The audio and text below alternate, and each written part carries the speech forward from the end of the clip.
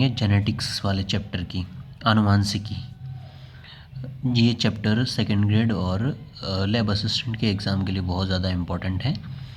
इसमें हम वो क्वेश्चंस देखेंगे जो पिछले कुछ सालों में साइंस से रिलेटेड एग्ज़ाम्स में पूछे गए हैं, उनके क्वेश्चंस हम इस अध्याय के अंदर करेंगे। तो पहला सवाल है आज का अपना कि आनुवांशिकता का जनक किसे कहा जाता है। आनुवांशिकता का जो जनक है वो मेंडल को कहा जाता है। आपको पता है एम स्लाइडेन और टी स्वान, इन दोनों ने कोशिका सिद्धांत दिया था।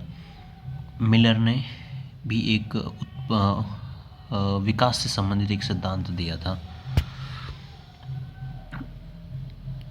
नेक्स्ट है मेंडल ने मटर के पौधे के कौन से लक्षणों को अपने प्रयोग में शामिल नहीं किया था। मेंडल ने कुल मिला के 7 जोड़ी लक्षणों का अध्ययन किया था। मेंडल ने 7 जोड़ी लक्षणों का अध्ययन किया था, जिसमें तना जो है वो लंबा और बौना था, जो बीज था वो हरा और पीला था, फली जो थी वो फूली हुई और संकुचित थी। लेकिन त्वचा रोम के बारे में इसने कोई भी स्टडी नहीं की थी मेंडल ने। तो मेंडल ने जिन 7 लक्षणों का अध्ययन किया था वो 7 लक्षण ये निम्न थे कि तने की लंबाई के बारे में लिया था उसने 2 फूल से संबंधित 2 लक्षण लिए थे, फूल का रंग और फूल की स्थिति के बारे में। फली से संबंधित भी उसने 2 लक्षण लिए थे, फली की आकृति और फली का रंग। और बीज से संबंधित भी उसने 2 लक्षण लिए थे, बीज की आकृति और बीज का रंग। कुल मिलाकर 6, और 1 लक्षण था तने की लंबाई के बारे में, यानी टोटल 7 लक्षण थे। 7 लक्षणों की 7 जोड़ी लक्षणों का उसने क्या किया था, अध्ययन किया था, जिसमें 1 तने से रिलेटेड था, 2 पुष्प से रिलेटेड थे, 2 फली से रिलेटेड थे, और 2 जो है वो बीज से संबंधित थे, जिसमें तने की लंबाई में लंबा और बोना, लंबापन जो है प्रभावी था और बोनापन अप्रभावी था। बैंगनी रंग, पुष्प के बैंगनी रंग जो थे वो प्रभावी रंग था और सफ़ेद रंग अप्रभावी रंग था। पुष्प की स्थिति जो है वो अक्षय स्थिति प्रभावी थी और शीर्ष स्थिति जो है वो अप्रभावी थी। फली जो है वो फूली हुई जो है वो फली प्रभावी थी, और जुरीदार या मुड़ी हुई जो है वो संकीर्ण जो थी वो अप्रभावी था। फली का जो रंग हरा रंग था वो प्रभावी था, पीला रंग अप्रभावी था। बीज की आकृति गोल बीज प्रभावी थे, जुरीदार जो है वो अप्रभावी लक्षण था, और बीज का जो रंग है वो पीला रंग प्रभावी था और हरा रंग क्या था, अप्रभावी था। तो इन 7 जोड़ी लक्षणों का अध्ययन किया था मेंडल ने अपने प्रयोग के अंदर। नेक्स्ट क्वेश्चन है कि जब एक शुद्ध अप्रभावी पौधा, शुद्ध यानी कि स्मॉल टी के अप्रभावी पौधे को F1 पीढ़ी के पौधे TT से क्रॉस कराया जाता है तो इसे क्या कहते हैं। इसको कहा जाता है टेस्ट क्रॉस। इसे क्या कहा जाता है, टेस्ट क्रॉस। टेस्ट क्रॉस यानी कि बैक क्रॉस बोला जाता है। तो जो बैक क्रॉस होता है, बैक क्रॉस BAC के बैक क्रॉस जो होता है, बैक क्रॉस में क्या होता है कि आपने F1 पीढ़ी के जो संतति मिली है उस F1 पीढ़ी के साथ में क्या कराना, जनक के साथ क्रॉस कराना। यानी अगर आप प्रभावी जनक के साथ करवा रहे हो तो उसे कहेंगे हम आउट क्रॉस। प्रथम पीढ़ी या F1 पीढ़ी के जो संतति मिल रही है उस संतति का जनक के साथ अगर प्रभावी जनक के साथ करवा रहे हो तो वो आउट क्रॉस कहलाएगा। और अप्रभावी जनक स्मॉल टी वाले के साथ अप्रभावी जनक के साथ करवा रहे हो तो उसे हम लोग बोलते हैं टेस्ट क्रॉस। क्या बोलते हैं, टेस्ट क्रॉस। तो बैक क्रॉस के 2 प्रकार होते हैं, आउट क्रॉस और टेस्ट क्रॉस। आउट क्रॉस में F1 पीढ़ी के संतति के साथ में प्रभावी जनक का संकरण कराया जाता है, और टेस्ट क्रॉस के अंदर क्या किया जाता है, अप्रभावी जनक का संकरण कराया जाता है।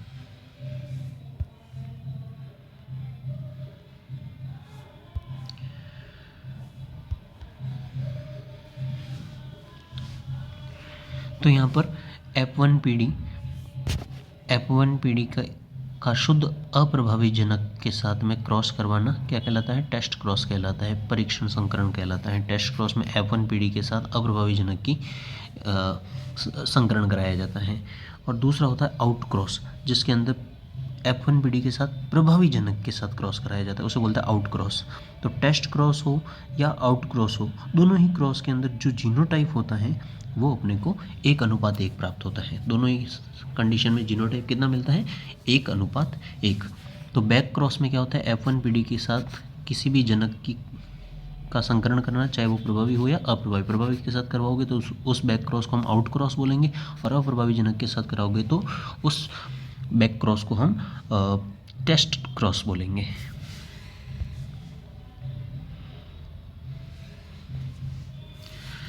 तो बैक क्रॉस के अंदर जो है वो जीनोटाइप का अनुपात कितना रहता है, 1:1 रहता है।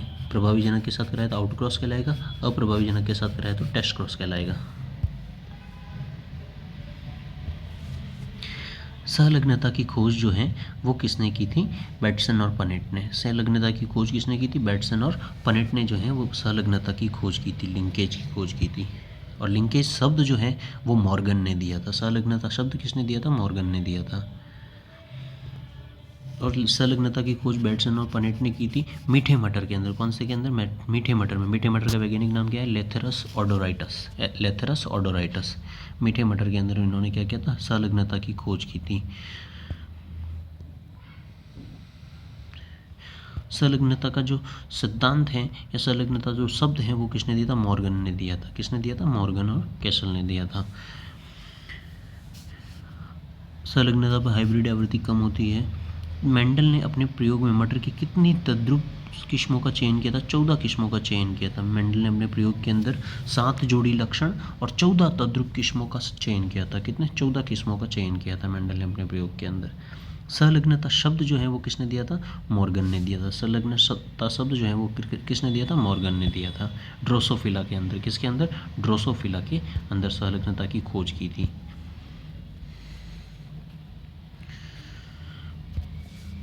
मेंडल ने कौन से मटर के लक्षण को मेंडल ने अध्ययन नहीं किया था। तने की लंबाई के बारे में पता है आपको था, बीज का जो रंग है वो भी था, बीज की आकृति भी थी, पुष्प की लंबाई नहीं थी। पुष्प का रंग जरूर था, पुष्प का रंग था, लेकिन पुष्प की जो है लंबाई वो नहीं थी। इस लक्षण के अंदर मेंडल ने जो अध्ययन किया था उसके अंदर। तो पुष्प से रिलेटेड जो है वो 2 चीज़ें थी, एक तो पुष्प का रंग था और दूसरा पुष्प की, एक तो पुष्प का रंग था और दूसरा पुष्प की स्थिति के बारे में था, लेकिन पुष्प की लंबाई के बारे में उसने अध्ययन नहीं किया था। मेंडल में मटर के पौधे में बोनापन जो था वो कैसा लक्षण था, एक अप्रभावी लक्षण था। बोनापन क्या था, अप्रभावी लक्षण। और लंबापन कैसा था, प्रभावी लक्षण। तो यहाँ पे बोनापन जो है वो अप्रभावी लक्षण था। यदि शुद्ध लाल और सफ़ेद पुष्प के संकरण से प्राप्त F1 पीढ़ी में मटर के पौधों में स्वनिश्चेषण होता है तो इसकी संतति में जीनोटाइप क्या होगा। तो शुद्ध लाल और शुद्ध सफ़ेद पुष्प के पौधों के बीच में संकरण कराया जाए। मान लो कि लाल का हमने RR ले लिया और सफ़ेद का स्मॉल r ले लिया, दोनों के बीच में क्रॉस कराया, तो यहाँ पे जो संतति मिलेगी वो R small r, capital R small r, ये टाइप की अपने को संतति मिलेगी। यानी कि सारे के सारे जो पुष्प हैं वो लाल रंग के होंगे। कैसे होंगे, लाल रंग के होंगे। और इनके बीच में जब हम क्रॉस करवाएंगे, तो उन क्रॉस के अंदर तो हमने सबसे पहले क्या किया, सबसे पहले हमने क्या लिया, कैपिटल R और स्मॉल r, इनके युग्मक बने कैपिटल R स्मॉल r। जब इनके बीच में क्रॉस कराया तो सारी संतति के अंदर क्या मिला, कैपिटल R स्मॉल r। क्या मिला, कैपिटल R स्मॉल r। इनके बीच में आपको क्या कराना है, स्वपरागण। F1 पीढ़ी जो मिली उस F1 पीढ़ी के अंदर स्वपरागण या स्वनिश्चेषण कराना है, तो इन दोनों के बीच में वापस से क्रॉस करवाना है। तो आप क्या करेंगे, कैपिटल R स्मॉल r लेंगे, कैपिटल R स्मॉल r, इनके बीच में वापस युग्मक बनेंगे कैपिटल R स्मॉल r। तो यहाँ पे जो जनक मिलेंगे, इसका इसके साथ क्रॉस कराएंगे तो कैपिटल R मिलेगा, इसका इसके साथ करेंगे तो कैपिटल R स्मॉल r मिलेगा, इसका इसके साथ करेंगे तो कैपिटल R स्मॉल r मिलेगा, और इसका इसके साथ करेंगे तो स्मॉल r मिलेगा। तो यहाँ पे कैपिटल R एक, कैपिटल R स्मॉल r कितने मिल रहे हैं, 2, और स्मॉल r कितना मिल रहा है, 1। तो 1:2:1, ये जो है वो कैसे होंगे, इसके जीनोटाइप होंगे 1:2:1। 1 क्या होगा, शुद्ध लाल होगा, 2 जो है वो अशुद्ध लाल होंगे, और 1 जो है वो शुद्ध जो है वो सफ़ेद होगा।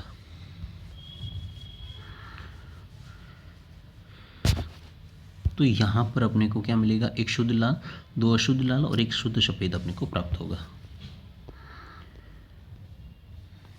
गुणसूत्रीय सिद्धांत जो है वो सटन और बॉवेरी ने गुणसूत्रीय सिद्धांत दिया था।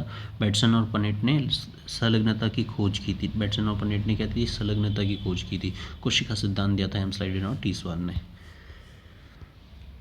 एक ही गुणसूत्र पर स्थित दो या दो से अधिक जीनों का आनुवंशिकता के दौरान एक साथ रहना क्या कहलाता है? संलग्नता। संलग्नता की जो खोज है वो किसने की थी? बेटसन और पनेट ने की थी। संलग्नता की खोज किसने की थी? बेटसन और पनेट ने संलग्नता की खोज की थी। तो संलग्नता की खोज बेटसन और पनेट ने मीठे मटर के अंदर की थी। किसके अंदर? मीठे मटर के अंदर। और संलग्नता शब्द किसने दिया था? मॉर्गन ने दिया था। किसने दिया था? मॉर्गन ने। संलग्नता को इंग्लिश में लिंकेज कहा जाता है। नेक्स्ट क्वेश्चन है, मानव के अंदर लिंग निर्धारण XY प्रकार का होता है। बिल्कुल सही है, मानव के अंदर लिंग निर्धारण XY प्रकार का होता है। मानव में अलिंग गुणसूत्र 23 जोड़े होते हैं। ये गलत बात है। मानव में टोटल 23 जोड़े गुणसूत्र होते हैं। उनमें से 22 जोड़ी जो होते हैं वो अलिंग गुणसूत्र होते हैं या कायिक गुणसूत्र, और एक जोड़ी जो होते हैं XY जो कि या XX जो कि क्या होते हैं? लिंग गुणसूत्र होते हैं। तो 23 जोड़ी अलिंग गुणसूत्र नहीं होकर टोटल होते हैं 23 जोड़ी। उसमें से 22 जोड़ी क्या होते हैं? अलिंग गुणसूत्र होते हैं। और मानव में नर में विषम युग्मता पाई जाती है। बिल्कुल, नर के अंदर क्या पाई जाती है? विषम युग्मता, यानी दोनों जो गुणसूत्र हैं वो अलग अलग होते हैं, X और Y। मादा के अंदर क्या पाई जाती है? सम युग्मता, यानी X और X होते हैं दोनों।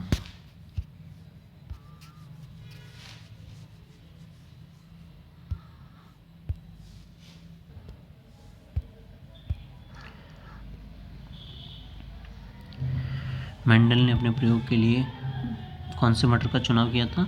मेंडल ने अपने प्रयोग में उद्यान मटर का चुनाव किया था, उद्यान मटर। और मीठे मटर के अंदर संलग्नता की खोज की थी किसने? बेटसन और पनेट ने। कितने? 7 जोड़ी विपर्यासी लक्षणों का अध्ययन किया था और इसके लिए 14 तद्रुप किस्मों का उसने चयन किया था।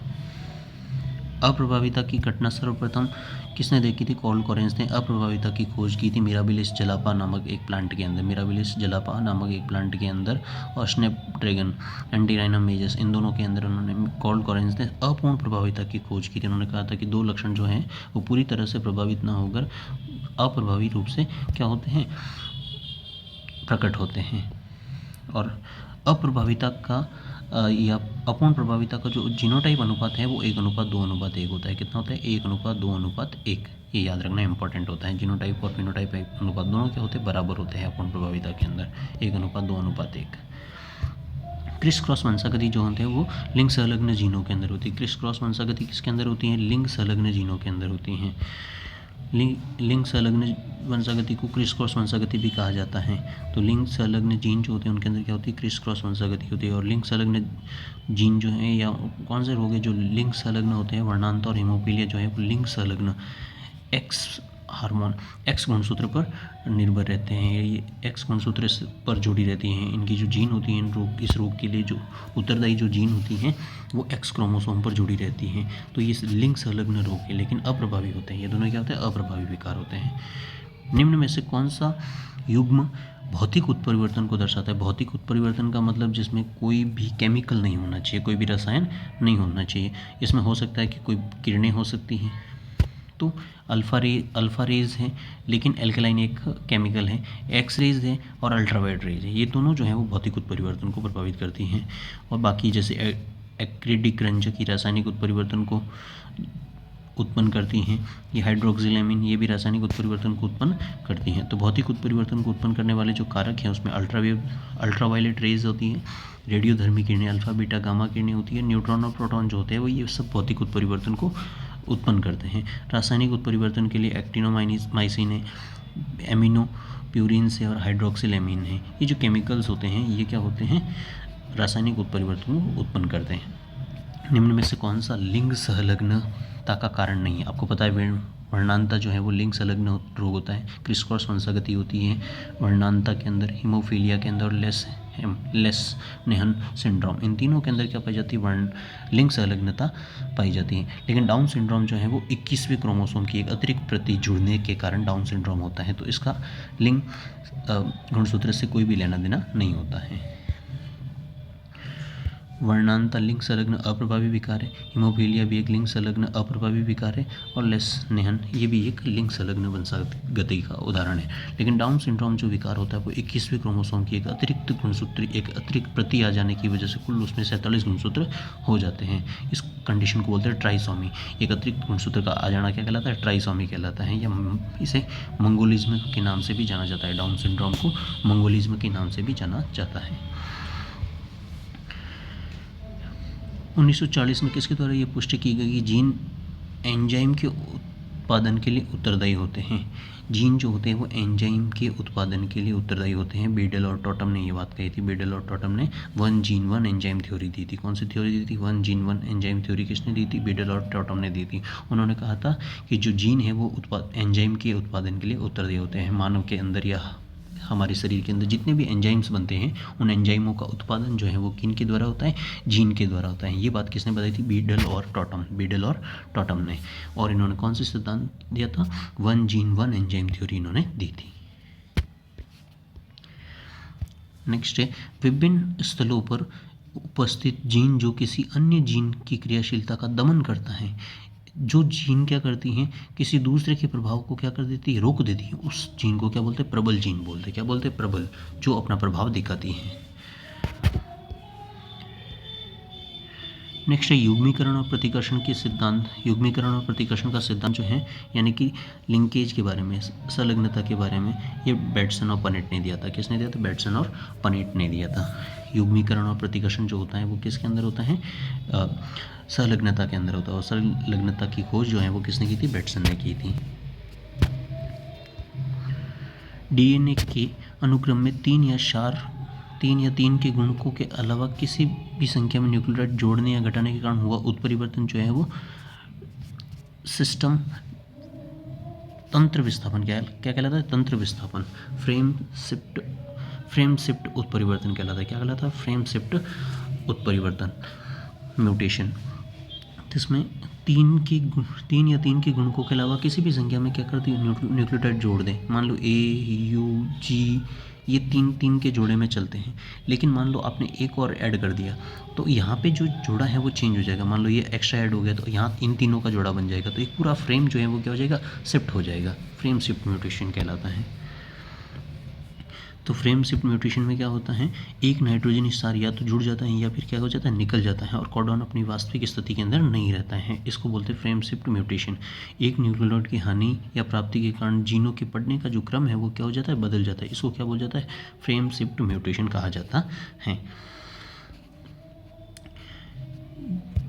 जब गुणसूत्र की ऐसी पुनर्व्यवस्था हो जिसमें जीन्स का क्रम बदल जाता है पर आनुवंशिक सामग्री में कोई भी बदलाव नहीं होता है, इसको क्या बोलते हैं? स्थानांतरण। आनुवंशिक सामग्री में कोई भी स्थानांतरण नहीं होता है लेकिन जो जीनों का क्रम है वो क्या हो जाता है? बदल जाता है। यानी इधर का जीन इस साइड आ जाता है, इधर का जीन इस साइड आता है। जीन का क्रम चेंज हो जाएगा लेकिन जो पदार्थ बन रहा है वो चेंज नहीं होता है। आनुवंशिक पदार्थ सेम रहते हैं, उसको बोलते हैं स्थानांतरण। तो स्थानांतरण में क्या होता है? स्थानांतरण के अंदर असमजात गुणसूत्रों के क्रोमोसोम खंडों के बीच में पारस्परिक आदान प्रदान से जीनों का जो क्रम है वो बदल जाता है परंतु आनुवंशिक सामग्री में कोई भी बदलाव नहीं होता है। इसको क्या बोलते हैं? ट्रांसलोकेशन। लोकेशन चेंज हो जाती है। विलोपन में एक छोटा सा खंड क्या हो जाता है? डिलीट हो जाता है। अगर वो सिरे से हो रहा है, अंतिम भाग से हो रहा है तो उसे टर्मिनल डिलीशन कहेंगे, और वो मध्य भाग से होता है तो इसे इंटरस्टाइल डिलीशन कहेंगे।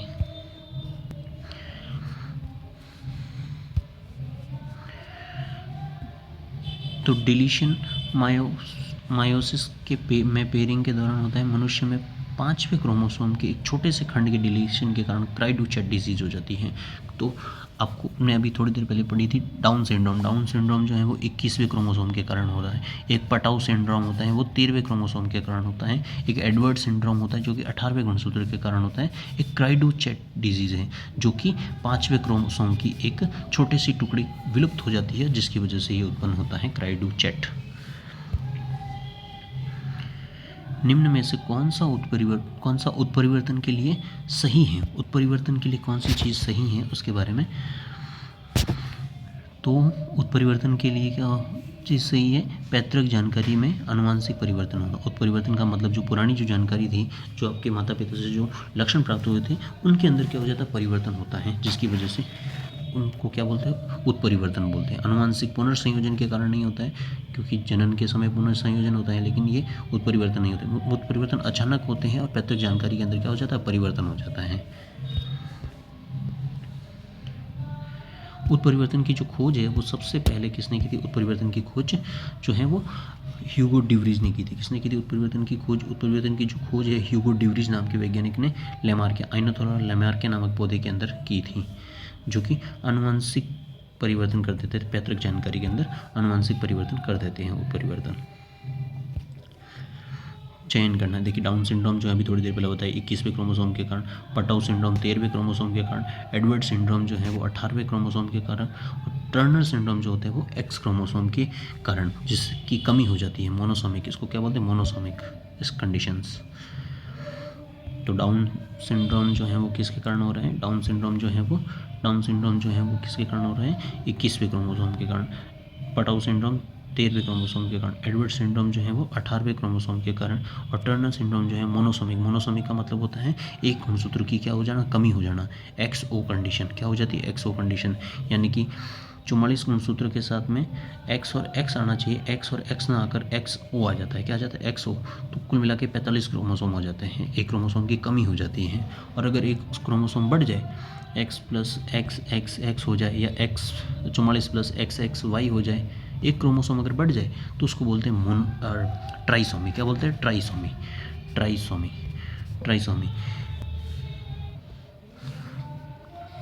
तो डाउन सिंड्रोम के अंदर क्या होता है, डाउन सिंड्रोम में एक 21वें क्रोमोसोम के साथ अतिरिक्त प्रति आ जाती है ट्राइसोमिक, एडवर्ड सिंड्रोम में 18वें क्रोमोसोम में एक एक्स्ट्रा क्रोमोसोम जुड़ जाता है, पटाउ सिंड्रोम में 13वें क्रोमोसोम की ट्राइसोमी, टर्नर सिंड्रोम में XO कंडीशन हो जाती है, और जैकब सिंड्रोम भी ट्राइसोमी होती है। द्विन्यून सूत्रता का मतलब होता है दो गुणसूत्रों की कमी हो जाना, कितने गुणसूत्रों की, दो गुणसूत्रों की क्या हो जाती है, कमी हो जाती है, तो उस कंडीशन को बोलते हैं द्विन्यून सूत्रता।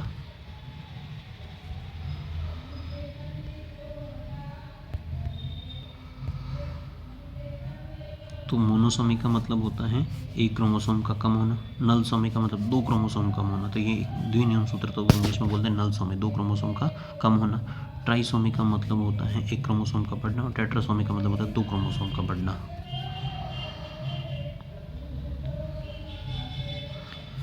बेस के जुड़ने और विलोपन के कारण उत्पन्न होने वाला परिवर्तन कौन सा होता है, फ्रेम शिफ्ट म्यूटेशन। बेस का किसी भी एक नाइट्रोजनी क्षार के जुड़ने या घटने से जो म्यूटेशन होता है उसको क्या बोलते हैं, फ्रेम शिफ्ट म्यूटेशन कहते हैं।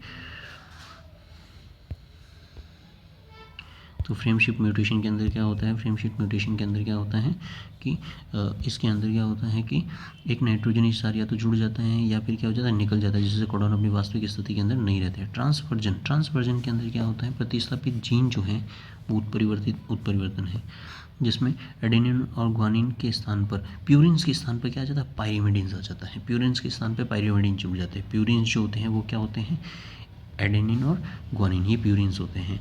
और पायरिमिडीन के अंदर थाइमिन, साइटोसिन और यूरेसिल, ये तीन जो होते हैं वो पायरिमिडीन्स होते हैं, और ये दो क्या होते हैं, प्यूरिन्स होते हैं। तो प्यूरिन के स्थान पर क्या आ जाता है, पायरिमिडीन आ जाता है। ए की जगह पे क्या आ जाएगा, टी आ जाएगा, या जी की जगह पे क्या आ जाएगा, सी आ जाएगा। तो प्यूरिन की जगह पायरिमिडीन आ जाता है, या पायरिमिडीन की जगह प्यूरिन्स आ जाता है, तो उसको क्या बोलते हैं, ट्रांसवर्जन। क्या बोलते हैं, ट्रांसवर्जन। नेक्स्ट है इन्वर्जन के अंदर क्या होता है, क्रोमोसोम का एक टुकड़ा टूटकर विपरीत क्रम में जुड़ जाता है। किस क्रम में जुड़ जाता है, विपरीत क्रम में, इसको बोलते हैं इन्वर्जन। सिकल सेल एनीमिया, कौन सा, सिकल सेल एनीमिया जो है वो 11वें क्रोमोसोम के साथ कारण कुछ जो गुणसूत्र को पढ़ने वाला जो कोडोन है वो चेंज हो जाता है, AUG की जगह GUG आ जाता है, जिससे कि मेथियोनिन की जगह पे वहाँ पे वेलाइन अमाइनो एसिड आ जाता है, जिसकी वजह से ये समस्या उत्पन्न होती है। पुट्टी तंतुमयता जो है वो क्रोमोसोम नंबर 7 की वर्णांता जो है वो आपको पता ही है, X संलग्न होती है, X गुणसूत्र पर निर्भर करती हैं, और फिनाइल कीटोनेरिया जो है वो 12वें क्रोमोसोम पे निर्भर करता है, 12वें क्रोमोसोम के कारण उत्पन्न होता है।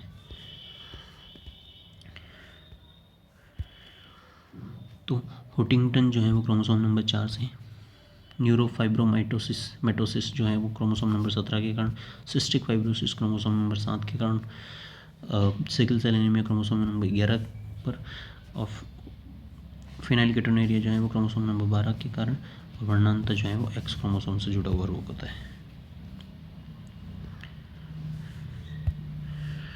नेक्स्ट है अपार्थक, कौन सा सम्मिलित नहीं है, अपार्थक उत्परिवर्तन में क्या होता है, एक अमीनो अम्ल का दूसरे अमीनो अम्ल के लिए प्रतिस्थापन हो जाता है। निरर्थक के अंदर क्या हो जाता है, एक रोधी कोडॉन जुड़ जाता है। फ्रेमशिफ्ट में क्या होता है, अनुवर्ती अमीनो अम्ल परिवर्तित हो जाते हैं क्योंकि पूरा सिस्टम चेंज हो जाता है। मुख्य उत्परिवर्तन के अंदर डीएनए अनुक्रम में कोई बदलाव नहीं होता, ये गलत बात है। मुख्य उत्परिवर्तन के अंदर डीएनए अनुक्रम में तो बदलाव होता है, उत्परिवर्तन में डीएनए अनुक्रम में क्या होगा, बदलाव होगा, बस वो थोड़ा छुपा रहेगा।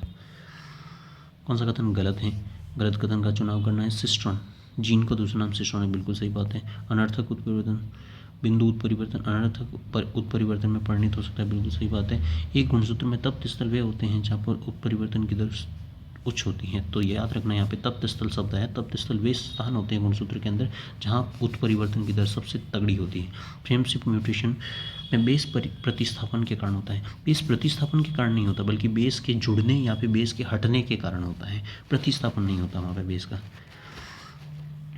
तो उसको बोलते हैं फ्रेमशिफ्ट म्यूटेशन।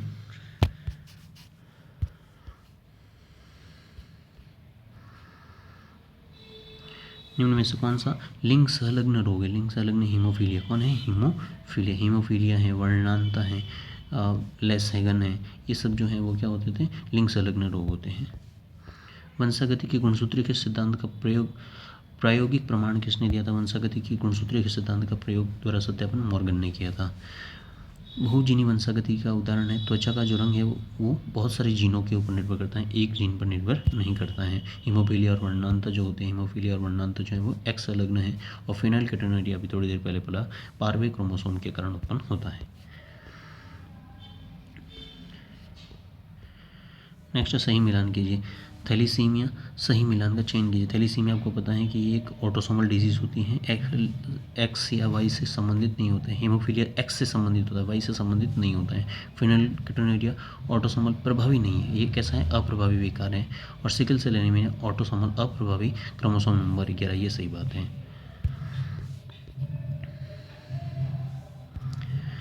थैलीसीमिया क्या होता है, एक ऑटोसोमल उत्परिवर्तन रोग है, ऑटोसोमल है। हीमोफीलिया जो है वो अप्रभावी विकार है और कौन से एक्स क्रोमोसोम के कारण उत्पन्न होता है। फिनोल्केटोनुरिया बराबर 12वें क्रोमोसोम के कारण ऑटोसोमल में अप्रभावी, फिनोल्केटोनुरिया कैसा अप्रभावी विकार है।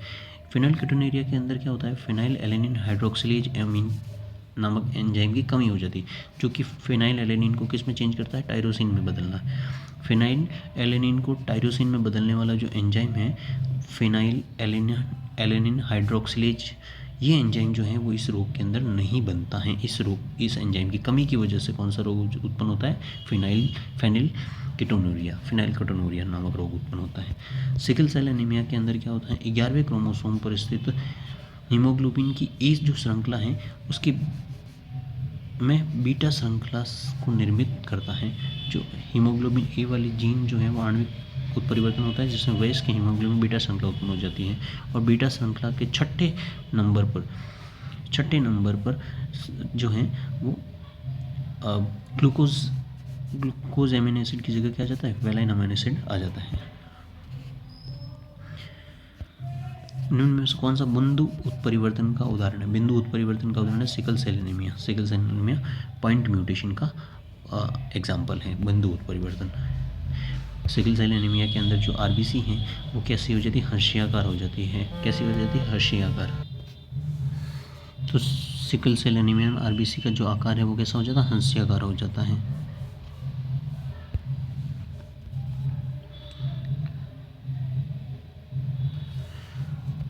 पक्षियों, तितलियों और कीटों के अंदर कौन सा टाइप का लिंग निर्धारण होता है, ZW टाइप का। कौन सा, ZW टाइप का।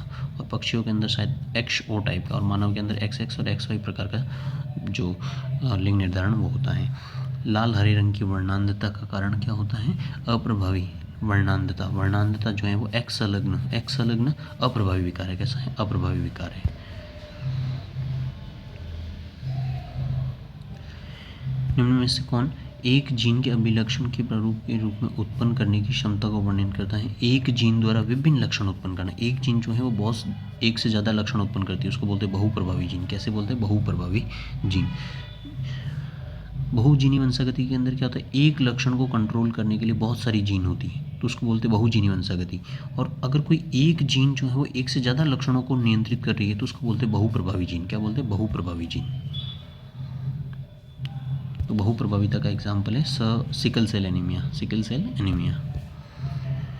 उत्परिवर्तन जिसके कारण एमआरएनए में समापन कोडॉन उत्पन्न होता है उसको बोलते हैं निरर्थक उत्परिवर्तन। निरर्थक उत्परिवर्तन में क्या होता है, एक निरोधी कोडॉन जुड़ जाता है, एक समापन कोडॉन जुड़ जाता है, उसको बोलते हैं निरर्थक उत्परिवर्तन। समापन कोडॉन कौन कौन से होते हैं, समापन कोडॉन में UA UAA, UG UAG और UGA UGA, ये 3 कोडॉन जो होते हैं वो समापन कोडॉन कहलाते हैं। निम्न में से इनको मिलान करना है आपको। ऑटोसोमल अप्रभावी विकार, ऑटोसोमल सिस्टिक फाइब्रोसिस ऑटोसोमल होता है। ऑटोसोमल प्रभावी विकार, मॉर्फन डिजीज जो है वो प्रभावी विकार है ऑटोसोमल। एक्स संलग्न जो है वो हीमोफीलिया है और वाई संलग्न जो रोग है वो हाइपरट्राइकोसिस है।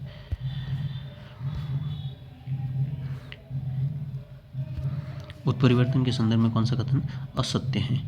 रासायनिक उत्परिवर्तन द्वारा ट्रांसजेनिक प्राणी उत्पन्न किए जाते हैं। रासायनिक उत्परिवर्तन के द्वारा ट्रांसजेनिक प्राणी उत्पन्न नहीं होते हैं। उत्परिवर्तन उद्भिद विकास के लिए महत्वपूर्ण भूमिका निभाते हैं, बिल्कुल सही बात है। उत्परिवर्तन के कारण जीन क्रम में हानिकारक प्रभाव को प्रेरित करते हैं, जीन क्रम में हानिकारक प्रभाव बिल्कुल उत्पन्न हो सकता है उत्परिवर्तन के कारण। और उत्परिवर्तन जो है वो प्रत्यक्ष लक्षण प्ररोग उत्पन्न कर भी सकते हैं और नहीं भी कर सकते हैं, लेकिन रासायनिक उत्परिवर्तन के दौरान ट्रांसजेनिक प्राणी उत्पन्न नहीं होते हैं, ये अचानक होने वाले परिवर्तन होते हैं। उत्परिवर्तन के कारण हीमोग्लोबिन की संरचना में बदलाव हो जाता है, बिल्कुल, क्योंकि उसकी बीटा श्रृंखला के अंदर ग्लूटामिक एसिड की जगह क्या आ जाता है, वेलाइन एसिड आ जाता है। ग्लूटामिक बीटा श्रृंखला के अंदर ग्लूटामिक एसिड की जगह वेलाइन एसिड आ जाता है छठे क्रोमोसोम के अंदर, सॉरी छठे श्रृंखला के अंदर, छठे क्रम पे 11वें क्रोमोसोम पर स्थित होता है ये। इसमें आरबीसी जो है वो कैसी हो जाती है, हंस्याकार हो जाती हैं। और पक्षियों के अंदर किस प्रकार का, ZW प्रकार का लिंग निर्धारण पाया जाता है। XY प्रकार का मानव के अंदर होता है और XZ प्रकार का कीटों के अंदर होता है। किसके अंदर, कीटों के अंदर।